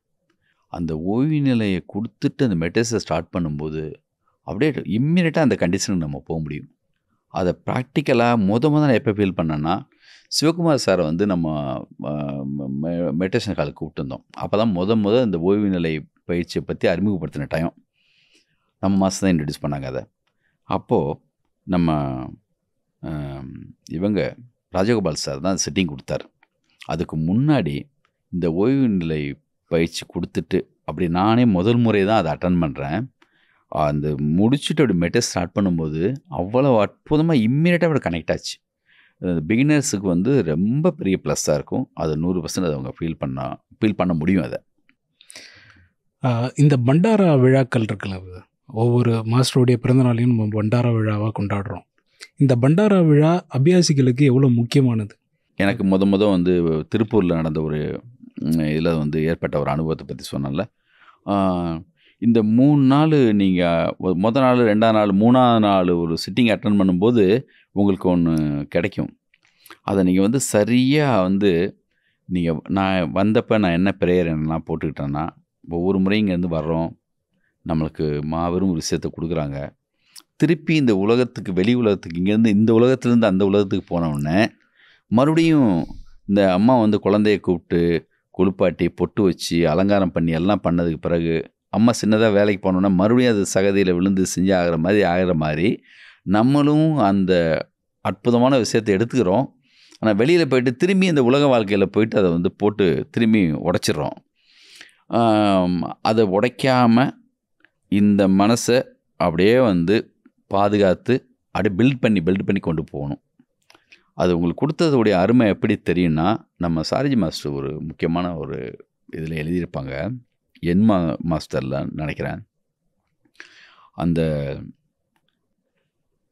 வீட்டுக்கு ஷாஜகான்பூர் போயிட்டு பாபுஜி மாஸ்டரை பார்த்துட்டு திரும்பி வந்து வெளியில் போய் வண்டியில் ஏறும்போது அப்படி ஒரு ஃபீல் இருக்குமா, ஐயோ என்னடா இது நம்ம விட்டுட்டு போகிறோமே அப்படிங்கிற மாதிரி ஒரு மூடு வருமா. அது பல நேரங்கள் நானும் நினச்சிருக்கேன். ஒரு அப்துல் ரஹ்மான் ஐயாவுடைய ஒரு கவிதை ஒன்று இருக்கும், ரொம்ப அற்புதமான கவிதை. தொடங்குறது வந்து நெகட்டிவாக தொடங்குற மாதிரி இருக்கும். என்னை சந்திக்க வராதீர்கள், உங்கள் பிரிவை என்னால் தாங்கிக் கொள்ள முடியாது. உண்மையிலேயே இங்கேருந்து போகிறப்ப தான் தெரியும் அதோடைய அருமை. ஐயோ என்னடா இது இப்படி இருக்கேன்னு. ஆனால் நம்மளுக்கு ஒன்று கொடுப்பாங்க, அற்புதமாக ஒன்று நம்மளுக்கு ஒன்று கிடைக்கும். அதை அப்படியே வளர்த்து எடுக்கணும். அது உள்ளே வச்சுட்டு அதை அப்படியே வந்து நம்ம பில்ட் பண்ணி எடுத்துகிட்டு போகணும் அந்த கண்டிஷனை. அது வந்து ஒவ்வொரு மிகப்பெரிய விழாக்கள்லேயும் நம்ம கொஞ்சம் கொஞ்சமாக ஒரு ஸ்டெப்பு நம்மளை வளர்த்தி விட்றாங்க. நம்ம ஒரு இன்ச்சியாவது அங்கே வந்து நகர்றோம். அந்த நகர்வு நம்மளே உண்மையிலே ஃபீல் பண்ண முடியும். நான் அதை ஃபீல் பண்ணியிருக்கேன். இப்போ கானா சாந்திவனம், இந்த மெடிடேஷன் ஹால் உலகத்திலே பெரிய மெடிடேஷன் ஹால், இதை பற்றின உங்களுடைய அனுபவம்? அதாவது இப்போ இருக்கிற தாஜி மாஸ்டர் கூட வந்து அவர் மாஸ்டர் ஆகிறதுக்கு முன்னாடி ரொம்ப முக்கியமாக 2-3 தருணங்கள் வந்து அவருக்கு எனக்குமான சில விஷயங்களை சொல்லணும்னு நினைக்கிறேன். பெருங்கனவு இப்போ இருக்கிற அவர் பார்த்தது வந்து இருக்குல்ல, இது எப்படி இருந்துச்சு இந்த இடம்னு எனக்கு தெரியும். நான் இது வந்து பொட்ட வெளியே ஒரே ஒரு ஒத்த மரம் இங்கே இருந்தப்போ கூட நான் பார்த்துருக்கேன். ஆரம்ப ஸ்டேஜிலலாம் நான் வந்திருக்கேன் இங்கே. அப்போது மாஸ்டர் மொத்தமே என்னை காரில் ஏற்றிட்டு எல்லா இடமும் என்னை சுற்றிலாம் காட்டியிருக்காங்க. அவருக்கு ஒரு பெரிய கனவு இருந்திருக்குங்கிறது வந்து இன்றைக்கி நம்ம பார்க்குறது வந்து அவர் மைண்டில் அப்போவே வந்துச்சுங்கிறது எவ்வளோ பெரிய விஷயம். இன்றைக்கி வந்து அவரை அங்கே நான் பல நேரங்களில் வந்து என்னென்னா, நான் சத்கோல் போனப்போ மாஸ்டரோட இருந்திருக்கேன். அப்புறம் சாதாரணமாக மெடிடேஷன் முடிச்சுட்டு சும்மா நடந்து வரும்போது ஒரு தடவை என் பேக்கில் யாராவது தட்ட மாதிரி இருந்துச்சு. யாருன்னு பார்த்தா திரும்பி பார்க்குறேன், நம்ம மாஸ்டர். டைரக்டர் சார் வாங்க சொல்லி அந்த ஆசிரமத்துக்கு ஆப்போசிட்டில் கார்னா பார்ட்ஸில் வந்து அவர் வீடு இருக்கும். வீட்டுக்கு கூப்பிட்டு வச்சுட்டு ஒரு காஃபி சாப்பிட்லாம் சொல்லிட்டு வந்து எக்ஸ்பிரஸோ காஃபி அவர் யூஎஸ்லேருந்து கொண்டு வந்திருக்கார். அப்போ தான் ஃபஸ்ட்டே நான் அந்த காஃபி சாப்பிட்றேன். ரொம்ப அற்புதமாக இருக்குன்னு சொல்லி நான் சொன்னேன். இன்னும் 2-3 கையில் எடுத்து இது இந்த மாதிரி ப்ரிப்பேர் பண்ணி போட்டு சாப்பிடுங்கன்னு சொல்லி கொடுத்தாரு. ஒரு சின்ன விஷயந்தான், ஆனால் அது வந்து அதில் ஒரு சின்ன ஒரு அன்பு தெரிஞ்சது. அப்புறம் தஞ்சாவூர் ஆசிரமம் வாங்க போனப்போ நம்ம திருச்சியில் இருந்துட்டு மாஸ்டர் அங்கே இருப்பாங்க. நான், மாஸ்டரு, நம்ம சகஜ், பார்கவ் எல்லாமே உட்காந்து கேரம் போர்டு விளையாடுவோம். அந்த டைம் ரொம்ப அற்புதமான டைம். என் லைஃப்பில் திரும்பி ஞாபகத்தில் இருந்துகிட்டே இருக்கிற டைம். மாஸ்டர் சமீபத்தில் ஒரு இன்டர்வியூவில் சொல்லியிருந்தாங்க, இல்லை எழுதியிருந்தாங்க, கண்ணை மூடிட்டு மெடிடேஷன் பண்ணுறது ஓகே, கண்ணை திறந்துக்கிட்டே மெடிடேஷன் பண்ணலாம் அப்படிங்கிற பற்றி சொல்லியிருக்கார். அவர் அதை ப்ராக்டிஸ் பண்ணியிருக்கார். அதை நான் திருச்சியில் இருந்தப்பெல்லாம் பார்த்துருக்கேன். சாதாரணமாக இருந்த மாதிரி இருப்பார், ஆனால் மெடிடேஷன் இருந்த மாதிரியே இருப்பார். எப்பயுமே மெடிடேஷன் இருக்க மாதிரியே இருப்பார். அது இப்போ சொல்லும்போது அதையே நான் கனெக்ட் பண்ணி பார்த்துக்கிறேன். அவர் மாஸ்டர் ஆனதுக்கு பிறகு இந்த மாதிரியான ஒரு இடத்த தேர்ந்தெடுத்து இதை வந்து அவர் வந்து இந்த மாதிரி வளர்த்து எடுக்கணுங்கிற ஒரு பெரிய கனவோடு இவர் பண்ணியிருக்கார்ல, இது வந்து மாபெரும் விஷயம். உலகத்தில் எத்தனையோ சிஸ்டம் இருக்கலாம், ஆனால் வந்து என்னென்னா நம்ம இதில் இருக்கோம், அதுக்காக பெருமைக்காகவோ இல்லாட்டினா இதை வந்து வசதி சொல்கிறதுக்காக சொல்ல. இந்த மாதிரி ஒரு பேக்கேஜான ஒரு சிஸ்டம் வந்து ரொம்ப அபூர்வம். இந்த மாதிரியான அற்புதமான மெடிடேஷன் ஹாலு, இந்த சரௌண்டிங்கு, இந்த அட்மாஸ்பியர் எல்லாமே வந்து என்னென்னா இது வந்து கொடுத்து வச்சுருக்கணும். அது வந்து உண்மையிலே வந்து ஒரு 3 நாள் யாராவது உள்ளே வந்துட்டு போனாங்கன்னா ஒரு சொர்க்கம்னு சொல்லுவோம்ல, அது வந்து ரியலாக ஒன்று உருவாக்கிட்டாருன்னு தான் சொல்லணும். அது வந்து ரொம்ப அற்புதமாக இருக்குது. இதை இன்னும் அவருடைய கனவு இன்னும் பெருசு. அது இப்போ அவர் எழுதுகிற டெக்னிக்கலாக அவர் வந்து இப்போது ஒரு சில புக்கெல்லாம் வருது. பர்டிகுலராக வந்து இப்போ ஒரு புக்கு ரிலீஸ் ஆகிருக்குல்ல, ஸ்பிரிச்சுவல் அனாட்டமி. மாஸ்டர் வந்து ஒரு விஞ்ஞானம் மாதிரி பாபுஜி வந்து சொல்லிட்டு போனதை, நம்ம லாலாஜி மாஸ்டர், நம்ம சாரஜி மாஸ்டர்லாம் சொன்னது எல்லாமே இப்போது நான் இன்னும் முழுமையாக படிக்கலை, இப்போ தான் வாங்கியிருக்கேன். ஆனால் அந்த புக்கு ரொம்ப மோர் வேல்யூபிள் மட்டும் எனக்கு தெரியுது. நான் கொஞ்சம் இங்கிலீஷில் கொஞ்சம் வீக்கு. ரொம்ப அற்புதமாக இருக்குதுன்னு சொல்லி எல்லாமே சொல்லி கேட்குறேன். அந்த புக்கு எப்படா கைக்கு வரணும் நானும் ஆர்வமாக வெயிட் பண்ணிட்டே இருந்தேன். சமீபத்தில் அதை நானும் வாங்கினேன். ரொம்ப அது பார்த்தா என்னமோ பார்ட்டாக பிரித்து பாகம் பிரித்து அப்படி அழகாக என்னென்னமோ சொல்லியிருக்காரு. நான் கொஞ்சம் டீப்பாக அதை பற்றி நான் வந்து இப்போ தான் எங்கள் பொண்ணுங்க விட்டு தான் டெய்லி ஒரு பேஜ் படிக்க சொல்லி கொஞ்சமாக புரிஞ்சிக்கிட்டு இருக்கேன். ஒரு விஞ்ஞானம் மாதிரி மாஸ்டர் வந்து இதை அப்ரோச் பண்ணுறாங்க. இப்படி ஒரு லைவ் குரு நம்மளுக்கு அமைஞ்சதுங்கிறது, நம்மளுடைய இந்த காலகட்டத்தில் அவங்களோட நம்ம இருக்கணுங்கிறது நம்மளுடைய மாபெரும் கொடுப்பினை. பிரதர், நீங்கள் பேசும்போது சொன்னீங்க, இப்போ எனக்கு வந்து ஒரு லைவ் குரு இருந்தால் நல்லா இருக்குமே, ஒரு வாழ்வியல் ஆசான் ஒருத்தர் இருந்தால் ரொம்ப நல்லா இருக்கும்னு அந்த ஒரு தேடுதலில் இந்த ஹார்ட்ஃபுல்னஸ் பயிற்சிக்கு வந்ததாக சொன்னீங்க. அப்போது ஒவ்வொரு ஆன்மீக தேடுதல் உள்ள ஒரு மனிதனுக்கு ஒரு வழிகாட்டு குருவோடைய பங்களிப்பு எப்படி அவங்களுடைய ஆன்மீக முன்னேற்றத்துக்கு பயன்படும் நீங்கள் நினைக்கிறீங்க? நான் போன கேள்விக்கு கூட நான் சரியான பதில் சொல்லி முடிக்கலன்னு நினைக்கிறேன். அதுக்கு இன்னொரு வாட்டி கூட நான் சொல்லிடுறேன். அவங்களுடைய நேரடியாக என்னென்னா, நம்ம மாஸ்டரை வந்து நான் கமலேஷ் மாஸ்டர் வந்து மாஸ்டர் ஆகிறதுக்கு முன்னாடி நம்ம ஆசிரமத்தில் அங்கே சிட்டிங் கொடுப்பாங்க. அந்த சிட்டிங்கை நான் வந்து ஃபீல் பண்ணியிருக்கேன். ஒரு தடவை பர்த்டேக்காக நம்ம சாரிஜி மாஸ்டரை வந்து மீட் பண்ணி, நான் ஒவ்வொரு பர்த்டேக்கு மாஸ்டர் பார்க்க போவேன். அப்போ வந்து அவங்க சிட்டிங் கொடுக்கறதுக்கு முடியலை. நம்ம மாஸ்டர் வந்து சிட்டிங் கொடுக்க சொன்னார். அப்போ மாஸ்டர் கிடையாது. அவருக்கு ஒரு சிட்டிங் கொடுங்கன்னு சொல்லி சொன்னார். அந்த சிட்டிங்கை வந்து நான் அவ்வளவு ஃபீல் பண்ணேன். ரொம்ப அற்புதமான ஒரு சிட்டிங் அந்த சிட்டிங். அப்புறம் அவருடைய காலேஜ் டயத்துலேருந்தே அவர் வந்து சேர்ந்துட்டார். 19 வயசு 18-19 வயசில் அவர் வந்து ஜாயின் பண்ணியிருக்காரு. இன்றைக்கி வரைக்கும் ஒரு லைவ் குருவாக இன்றைக்கி இந்த இடத்துக்கு வந்து சேர்ந்துருக்கார்ல, அவரே ஒரு உதாரணம். இன்றைக்கி எவ்வளோ பெரிய ஸ்தாபனத்தை, இவ்வளோ பெரிய இடத்த வந்து ஒருத்தர் 19 வயசில் 18 வயசு ஸ்டார்ட் பண்ணார். அதில் சின்சியராக இருந்தார். அவங்க பாபுஜி மாஸ்டர், அதுக்கப்புறம் வந்து இன்னொரு குருநாதர் நம்ம சாரிஜி மாஸ்டரை வந்து அவங்க குருவாக பார்த்தாங்க. இந்த சிஸ்டத்தை 100% ஃபாலோ பண்ணாங்க. நம்ம கண்ணுக்கு முன்னாடி ஒரு உதாரணமாக ஒருத்தங்க இருக்காங்க. இவ்வளோ பெரிய இடத்த, இவ்வளோ பெரிய ஒரு சிஸ்டத்தை, ஒரு குருமார்கள் அவங்க சொன்னதெல்லாம் எடுத்து வச்சுட்டு இவ்வளோ பெரிய நிறுவனத்தை நிறுவி உலகமே பார்க்குற அளவுக்கு, திரும்பி பார்க்குற அளவுக்கு ஒரு இடத்துல வந்து நிறுத்தியிருக்காங்கன்னு சொன்னால், அதுதான் நம்மளுக்கு வந்து பண்ணுற, அவங்கள பார்க்குறோம் இல்லையா, நான் இங்கே வர்றோம், அவங்க எப்படி இருந்தாங்க, எப்படி பார்த்துட்டே இருக்கோம் இல்லையா, இந்த வளர்ச்சியை பார்த்துட்டே இருக்கோம் இல்லையா. அப்போது அவங்க பண்ணதெல்லாம் என்ன? இந்த பாபுஜி சொன்னதையும் லாலாஜி சொன்னதையும் நம்ம சிஸ்டத்தை ஃபாலோ பண்ணாங்க. அவங்களே அதுவாக மாறி இப்படி ஒரு இடத்துக்கு கொண்டு வந்து நிறுத்தியிருக்காங்க. இது ஒரு மிகப்பெரிய ஒரு உதாரணமாக கண்ணுக்கு முன்னாடி இருக்கிற விஷயம். அவங்களுடைய ஒவ்வொரு அசைவும் பாருங்கள், அது வந்து நம்மளுக்கு வந்து ஒரு இன்ஸ்பிரேஷன். அது மிகப்பெரிய எவ்வளோ பெரிய ஆளுமைகள் வந்து அந்த மேலையில் நின்னாலும் மாஸ்டராகவே பார்க்கலாம். அவங்கக்கிட்ட எந்த வித பதட்டமோ, ஒரு பாடி லாங்குவேஜில் எந்த வித பெரிய சேஞ்சஸோ எதுவுமே இருக்காது. அதெல்லாம் இன்னராக அவர் வந்து எவ்வளவு அந்த பீஸாக இருந்தால், அந்த இடத்த தொட்டு இருந்தால் அவரை வந்து அப்படி நிற்க முடியும்னு நான் ஆச்சரியமாக பார்த்துட்டே இருப்பேன். அவங்கள நான் கவனிக்க இன்ஸ்பிரேஷனாக வேறு ஒன்றுமே இல்லை. நம்ம அதை அப்படியே வந்து எடுத்துக்கிட்டோம்னா, நம்ம தொழிலில் நம்ம விஷயங்களில் எவ்வளோ தூரத்துக்கு நம்ம வந்து சின்சியராக அதை வந்து அப்ரோச் பண்ணி மேலே போகலாம், இன்னும் கொஞ்சம் எவ்வளோ அந்த உயரத்தை தொடலாம் அப்படின்னு நினப்பேன். அவர் கண்ணுக்கு முன்னாடி ஒரு உதாரணம். அவங்க ஒரு லைவ் மாஸ்டர் இருக்கணுங்கிறது எதுக்காகனா, இப்போது நிறைய சிஸ்டம் இருக்குது. உலகம் மொத்தமும் நிறைய பேர் வச்சுருக்காங்க. யாரையுமே குறைச்சி மதிப்பில்லை. ஆனால் நம்மகிட்ட இருக்கிறது என்னென்னா, மெடிடேஷன், ரெகுலர் மெடிடேஷனு, அதை ஃபாலோ பண்ணுறதுக்காக ப்ரெசப்டர்ஸு, அதுக்கப்புறம் வந்து ஒரு கண்டினியூவாக இதை நம்மளை கவனிச்சிக்கிறதுக்கு வந்து நல்ல ஒரு லைவ் குரு. இந்த மாதிரி பெரிய பெரிய விழாக்கள் நடக்குது. அதில் நம்ம வரும்போது நம்ம இங்கேருந்து எடுத்துகிட்டு போகிற விஷயம், ஒவ்வொரு பெரிய விழாவிலையும் நம்ம வரும்போது என்ன நிகழும்னா, எனக்கு ஜாயின் பண்ண புதுசில் முதல் திருப்பூரில் வந்து ஒரு 2001 என்னுடைய படம் ரிலீஸ் ஆனதும், அது முடிச்சுட்டு 2002 2003 சம்திங் டைமிங் ஞாபகம் இல்லை, நான் ரன் கதை பண்ணிகிட்ருக்கிற டைம். அப்போ திருப்பூரில் மிகப்பெரிய விழா, அந்த மாபெரும் விழாவில் நான் கலந்துக்கிட்டேன். 20-25 பேர் இருப்பாங்க. நம்ம மாஸ்டர் சிட்டிங் கொடுத்தாங்க. நான் தள்ளி உட்காந்துருக்கேன்.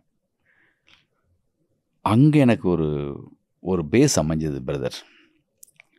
அவர் மெடிடேஷன் முடிகிறது, டெட்ஸ் ஆல் அப்படி சொல்கிறது எங்கேயோ தள்ளி சொல்கிறாரு. ஆனால் மெடிடேஷன் முடிகிறதுக்கு ஒரு நிமிஷத்துக்கு முன்னாடி எனக்கு முடிஞ்சது, எனக்கு தெரிஞ்சது. அவ்வளவு பக்கத்தில் நான் அதை வந்து 2வது நாள் 3வது நாள் உணர்ந்தேன். அந்த மாதிரி மிகப்பெரிய விழாக்கள் அட்டன்மெண்ட்டு போகும்போது நீங்கள் ஸ்ட்ராங் ஆவீங்க. இன்னும் கொஞ்சம் கூட அது மேலே நம்பிக்கை ஒன்று வரும். அப்புறம் நான் நம்புறதுக்கு எனக்கு நம்பிக்கை ஊட்டுற மாதிரி நிறைய அபியாசிஸு நிறைய பேர் வந்து வேறு பார்த்துருக்கேன். நான் ஒரு நம்மகிட்ட என்ன சொல்லுவோம், சிட்டிங் வர்றதுக்கு முன்னாடி 10-15 நிமிஷம் முன்னாடி வந்துருங்கன்னு சொல்லுவாங்க. எதுக்காகன்னா, நம்ம உடம்பு வந்துடும், மனசு வரணும். எப்பயுமே ஒரு வேலைக்கு போகிறதுக்கு முன்னாடி கூட நான் இதில் அப்ளை பண்ணுவேன். ஒரு ப்ரொடியூசரையோ ஒரு நடிகரையோ பார்க்க போகிறதுக்கு முன்னாடி கூட ஒரு 10 நிமிஷம் முன்னாடி போயிடுவேன். அது ரொம்ப பெரிய ப்ளஸ் உங்களுக்கு. ஏன்னா அந்த சூழ்நிலை மொத்த அட்மாஸ்பியர் எல்லாமே நம்மளுக்கு பிடிபட்டுரும். நீங்கள் கொஞ்சம் கூடுதலாக ஒரு தைரியமாக அங்கே உட்காரலாம். கொஞ்சம் அட்டென்ஷன் இருக்கும் உங்களுக்கு. அதை நான் வந்து ஒரு சில நேரங்களில் ஒரு சில அபியாசிஸை பார்ப்பேன். இவ்வளோ சின்சியராக வந்து காலையிலே நம்மளுக்கு முன்னாடியே வராங்களே அப்படின்னு கண்ணில் பார்த்த ஒரு சிலர் வந்து உதாரணமாக எனக்கு வந்து ஒரு சிலர்லாம் இருக்காங்க. இன்றைக்கி வரைக்கும் அவங்க ஃபாலோஅப்பில் தான் இருக்காங்க, பார்த்துட்டு தான் இருக்கேன். இந்த தடவை வரப்போ ஒரு முக்கியமான ஒரு 35 வருஷமாக மெடிடேஷன் பண்ணுற ஒரு பிரதரை பார்த்தேன். அவரை பார்க்குறப்ப எனக்கு வந்து ஆச்சரியமாகவும் பொறாமையும் இருக்குது. இவ்வளோ சின்சியராலாம் நம்ம இருந்தோமா, இன்னும் கொஞ்சம் கூட இருக்கணுமே அப்படின்னு எனக்கு வந்து தோண வைக்கிற அளவுக்கு ஒருத்தர் இருந்தார். தாஜி மாஸ்டரோட சில நல்ல அனுபவங்களில் வந்து பகிர்ந்துக்கிட்டீங்க. இன்னும் வேறு ஏதாவது அற்புதமான அனுபவங்கள் இருந்தால் அதை கொஞ்சம் பகிர்ந்துக்கலாமே? அதான் நீங்கள் கேட்கறதுக்கு முன்னாடியே சொன்னோம் இல்லையா, அப்போ வந்து அங்கே கேரம் போர்டெலாம் விளையாடும்போது சின்ன சின்ன விஷயங்கள் தான். ஆனால் வந்து ஒருத்தவங்களை நம்ம வந்து சின்ன விஷயங்கள்லேயே ஒருத்தவங்களோட வந்து அவங்களோட அவங்கள தெரிஞ்சிடும் நம்மளுக்கு. பெரிய பெரிய விஷயங்கள் தான் வந்து ஒருத்தங்களை வந்து நம்ம புரிஞ்சுக்கணும்னு அவசியம் கிடையாது. சாதாரண விஷயங்களில் ஈஸியாக புரிஞ்சிக்கலாம். சும்மா சின்ன விஷயம், கேரம் போர்டு விளையாடும்போது அவங்களும் ஒரு நம்மளுக்கும் போடலாம், அவங்களும் அந்த காயினை போடலாம் அப்படிங்கிறப்போ அனாவசியமாக அவங்க வந்து டிஸ்டர்ப் பண்ண மாட்டாங்க. இல்லை அதை கலைச்சி விளையாடலாம், கலைக்க மாட்டாங்க. சின்ன விஷயந்தான், அவங்களே ஜெயிக்கணும்னு நினைக்கவே மாட்டாங்க. அவனுக்கு சௌகரியமாக இருக்கும்ல, அவங்க கூட போடாட்டுங்கிற மாதிரி சும்மா அப்படியே அமைதியாக விட்டுருவாங்க. இதெல்லாம் சின்ன சின்ன விஷயம். அது எனக்கு ரொம்ப பிடிச்சது. அந்த விஷயத்தில் ஒரு நல்ல சின்னதாக ஒரு விளையாட்டில் கூட ஒருத்தரை கண்டுபிடிக்க முடியும் அவங்க என்ன மாதிரி கேரக்டர்னு சொல்லிட்டு. அப்புறம் இதை நான் வந்து பகிர்ந்துக்க முடியாது இப்போக்கி. ஓகே, அவ்வளோ ஓப்பனாக சொல்ல முடியாது. இப்போது என் வாழ்க்கையில் மிக முக்கியமான சில விஷயங்களுக்கு அவங்க எந்த அளவுக்கு இருக்காங்க அப்படிங்கிறத அவ்வளோ ஓப்பனாக நான் இப்போ வந்து இந்த பேட்டி மூலமாக சொல்ல முடியாது. 100% ஃப்யூச்சரில் நல்ல சந்தர்ப்பம் அமைஞ்சால் நான் சரியான ஒரு நேரத்தில் ஒரு புக் எழுதுனா அதில் அந்த உண்மையெல்லாம் சொல்லுவேன். அந்த நேரத்தில் அதை பற்றியான விஷயங்கள் சொல்லுவேன். எனக்கு வந்து அந்தளவுக்கு அவங்க வந்து எனக்கு ஒரு பிரதர் ஒன்று செய்வாங்க இல்லையா, அந்த மாதிரி ஒரு மாஸ்டராக எனக்கு வந்து அவ்வளோ சப்போர்ட்டாக என் கூட அவ்வளோ அப்படி செஞ்சுருக்காங்க பல விஷயங்கள். அப்புறம் மாஸ்டருக்கு எனக்கு நடந்த இன்னொரு முக்கியமான இன்சிடெண்ட்டு, மதுரை ரொம்ப முக்கியமான இடம். நம்ம சாரிஜி மாஸ்டர் மதுரை ஆசிரமத்தை பற்றி சொல்லியிருக்காங்க. அது ஒரு முக்கியமான ஒரு ட்ரிப்பு. அப்போ கமலேஷ் மாஸ்டர் அங்கே இருந்தாங்க. நான் சொன்னேன்ல, நம்ம படங்கள்லாம் போட்டு காட்டின அந்த காலகட்டம். அப்போ வந்து சின்னவழிக்குளத்தில் வந்து அவர் ஒர்க் பண்ண இடத்துக்கெல்லாம் போயிருந்தோம். மாஸ்டருடைய பழைய ஃப்ரெண்ட்ஸ் எல்லாம் வந்தாங்க, சாரிஜி மாஸ்டரோட ஒர்க் பண்ண ஃப்ரெண்ட்ஸ் எல்லாம். ரொம்ப சந்தோஷமாக இருந்தார் அப்போ மாஸ்டர், பெரிய நம்ம சாரிஜி மாஸ்டர். அந்த டயத்தில் அவருக்கு வந்து என் மாஸ்டர் எழுதுறதுக்கு இன்ஸ்பிரேஷனான இடமே அந்த ஆசிரமம், அந்த ஆனையடி அந்த பக்கத்தில் இருக்கும் மதுரையில். அங்கே ஒரு 2 நாள் 3ஆவது நாளில் ஒரு சிட்டிங் வந்து மிக அற்புதமான ஒரு சிட்டிங். லைஃப்பில் ஒரு சில இடங்களில் நடந்த ஒரு சிட்டிங் வந்து மறக்க முடியாது. நான் என் டைரியில் நோட் பண்ணியிருக்கேன். அப்போவே என்ன ஆச்சுன்னா, எனக்கு வந்து கண்ணீர் வந்து இப்படி பொங்குது, கொட்டுது, எனக்கே தெரியாமல் துடைக்க வந்துகிட்டே இருக்கு. சிட்டிங் முடிச்சுட்டு மாஸ்டர் வந்து உள்ளே போயிட்டாங்க. நான் வெளியே வந்து உட்காந்துருக்கேன், கண்ணீர் வந்துகிட்டே இருக்குது. நம்ம மாஸ்டர் இப்படி கிராஸ் ஆனவர் பார்த்தார் என்ன, கமலேஷ் மாஸ்டர். என்னாச்சு பிரதர்னு கேட்டார். என்ன தெரில சார், வந்து மெடிடேஷன் முடிச்சுலேருந்து கண்டினியூவாக எனக்கு வந்து கண்ணீராக வந்துகிட்டே இருக்குது. உள்ளே போயிட்டு மாஸ்டர்கிட்ட போய் சொன்னாங்க. பிறகு இது மாதிரி கண்ணீராக வந்துட்டுருக்குன்னு சொல்கிறாரு பிரதர்னு. வர சொல்லுங்கன்னு வாங்க மாஸ்டர் கூப்பிட்டாங்க. கூப்பிட்டோன்னே மாஸ்டர் என்னாச்சுன்னு கேட்டார். இந்த மாதிரி சொன்னேன், கண்ணி பண்ணுங்க சொல்லிட்டு அவர் உட்கார சொல்லிட்டு கம்ப்யூட்டரில் அவர் வாட்டுக்கு மறுபடியும் ஒர்க் பண்ண ஆரம்பித்தார். கண்ணை திறந்தவுடனே பார்த்தார். எப்படி இருக்குன்னு கேட்டார். மாஸ்டர் நல்லா இருக்கு மாஸ்டர். அவர் சேரை திருப்பி போட்டு உட்காந்து, இந்த இடம் இருக்கே சார், ரொம்ப முக்கியமான இடம், இது வந்து மிக முக்கியமான ஒரு இடம்னு சொல்லிட்டு சாரிஜி மாஸ்டர்னு சொன்னாங்க. அப்படி என்னை உள்ளே கூட்டு போய் திருப்பி அழுதுகிட்டு இருக்காரு மறுபடியும் சொன்னது மாஸ்டர் தான். அந்த இன்சிடென்ட் ஞாபகம் வந்துச்சு. அது மாதிரி சத்கோலில் போய் இருந்தப்போ அங்கே 2000 2014 சம்திங் 2004 என்னுடைய ரன்னு முடிச்சு. எனக்கு எல்லாமே வருஷம் எல்லாமே என்னுடைய படக்கணக்கில் தான் ஞாபகம் வச்சுருப்பேன். ஜி நடந்துகிட்ருக்கு அப்போது வந்து மெட்ரஸ் முடிச்சு வந்தோடனே நம்ம மாஸ்டர் இருந்தாங்க. இப்போது சாரஜி மாஸ்டர் இருந்தப்போ அந்த ட்ரிப்பில் கந்தசாமி நாயக்கர் முக்கியமான ஒருத்தர், அவர்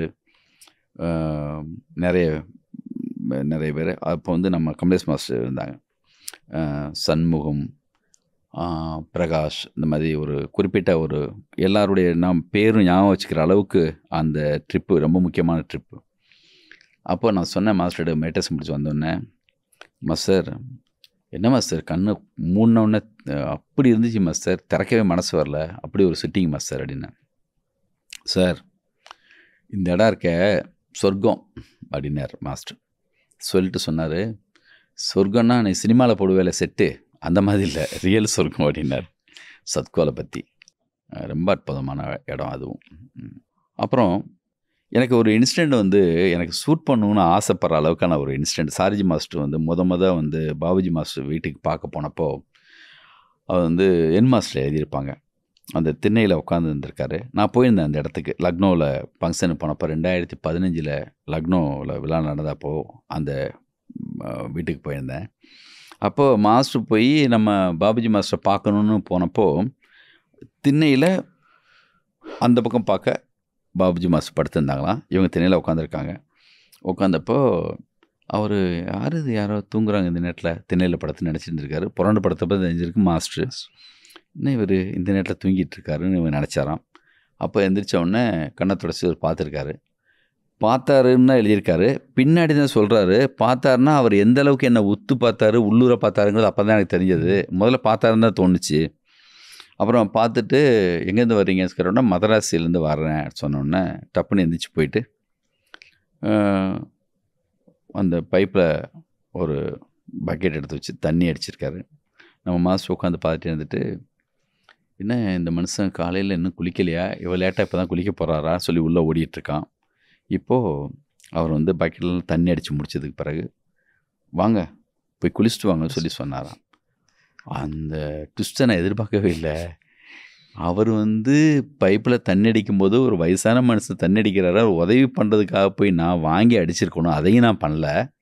அப்புறம் அவர் இன்னும் குளிக்காமல் இவ்வளோ நேரம் கழிச்சு இப்போ தான் குளிக்க போகிறான்னு வேறு நினச்சிட்டு உள்ளே ஓடிக்கிட்டுருக்கு. கடைசியில் பார்த்தா எனக்காகன்னு சொல்லி அவர் கொடுத்தாரு பாருங்க, அது வந்து எனக்கு மறக்கவே முடியாது. இந்த இன்சிடெண்ட் இருக்குல்ல, எனக்கு ரொம்ப பிடிச்சிருந்தது. அதை தான் நான் பையாவில் வந்து ஒரு வேறு விதமாக ஒரு சீனாக நான் வச்சுருந்தேன். இந்த ட்விஸ்ட் இருக்குல்ல, இதை எப்படின்னா, அந்த பொண்ணை கூப்பிட்டுட்டு பாம்பே வரைக்கும் என்னை விட முடியுமா சொல்லி கூப்பிட்டு போயிட்டுருப்பா. அப்படி போனப்போ வந்து சாப்பிட்றதுக்காக கூப்பிடுவான். அந்த பொண்ணு கையில் காசு இருக்குது, அதனால் வெக்கப்பட்டு அந்த பொண்ணு சொல்லலாம், இல்லை எனக்கு வேணாம், நான் எனக்கு பசிக்கல் அடிக்கும், பரவாயில்ல வாங்க சாப்பிடாலாம் கூட இருக்கலாம்ல சொல்லி கூப்பிடுவான். நான் இது வேறு விதமாக திருடி வச்சுருப்பேன். நேரடியாக எனக்கு தான் தெரியும், நான் சொன்னதான் உங்களுக்கு தெரியும் இதுக்கு சம்மந்தம் இருக்குன்னு. போயிட்டு இப்போ அந்த பொண்ணு உட்காந்தவுடனே அவன் தான் வேணான்னு சொல்லிட்டார்ல, உட்காந்துருக்கா. இப்போ இவன் வந்து வர ஆர்டர் எடுக்கிற ஆள் வருவான், அவன்கிட்ட வந்து ஆர்டர் சொல்லுவான், இந்த மாதிரி ஒரு நெய் தோசை. ஓகே, இது நெய் தோசைன்னு சொன்னான், பறக்காத நெய் தோசைன்னு சொன்னான். அப்படியே வந்து பொடியெல்லாம் போட்டு அது முருகலாக அப்படியே வந்து நல்லா இது பண்ணி அந்த பொண்ணுடைய எச்சு உருகடி பார்க்கும், இப்படி ஆர்டர் பண்ணுறானேன்னு சொல்லி. அதான் கொஞ்சம் இது விட்டுக்கா சொல்லிட்டு மறுபடியும் அதை வந்து ரொம்ப டிஸ்கிரிப்ஷன்லாம் அவ்வளோ சொல்லி அனுப்பி வைப்பான். அந்த பொண்ணு அப்படியே இருக்கும். இப்போ அங்கேருந்து வந்து தோசை வரும். வந்தோடனே அவள் சொல்லுவா, அதுக்கு முன்னாடியே அவள் சொல்லிடுவா, இந்த மாதிரி நான் பசிக்கலைன்னு சொன்னேன், அதுக்காக வந்துட்டு விட்டுருவீங்களா அப்படியே அப்படின்ற மாதிரி சம்திங் ஏதோ வார்த்தை அப்படி கேட்டோடனே இவன் எதுவும் சாரி இம்மீடியட்டாக கேட்காது. இப்போ ஆர்டர் பண்ணிட்டு உட்காந்துருப்பான். உட்காந்துன்னு தோசை வரும். வந்தோடனே வந்து இல்லை டக்குன்னு அவங்களுக்கு சரி கொடுப்பான். அவள் எதிர்பார்க்கவே மாட்டான். அன்புங்கிறது என்னென்னா ஒரு பேரன்பு. இந்த மாதிரி இடத்துக்குள்ள தான் அந்த பொண்ணுக்கு ஃபஸ்ட் டைம் அவன் மேலே வந்து இம்ப்ரெஷன் வந்தது. அவனுக்கு அப்படி தான் வந்து டக்குன்னு ஒரு அடி அடிக்கும் அவனுக்கு. இவ்வளவு சொன்னது வந்து இதுக்காக தானா சொல்லிட்டு உங்களுக்கு என்னொன்னே ஒரு தோசை அடிமா. அது ரொம்ப சாதாரணமாக சொல்லுவான். இவ்வளவு ஸ்பெஷலாக சொன்னது எதிராளிக்கு அப்படிங்கிறது இருக்குல்ல. அதுலேருந்து எனக்கு இது வந்து தோணுச்சு இந்த சீன். பேட்டன் ரைட்ஸு நம்ம ஆசிரமத்துக்கு கொடுத்தாங்க. கானா ஸ்டுடியோவுக்கு வந்து உங்களுடைய அனுபவங்கள்லாம் பகிர்ந்துட்டதுக்கு ரொம்ப நன்றி பிரதர். நன்றி.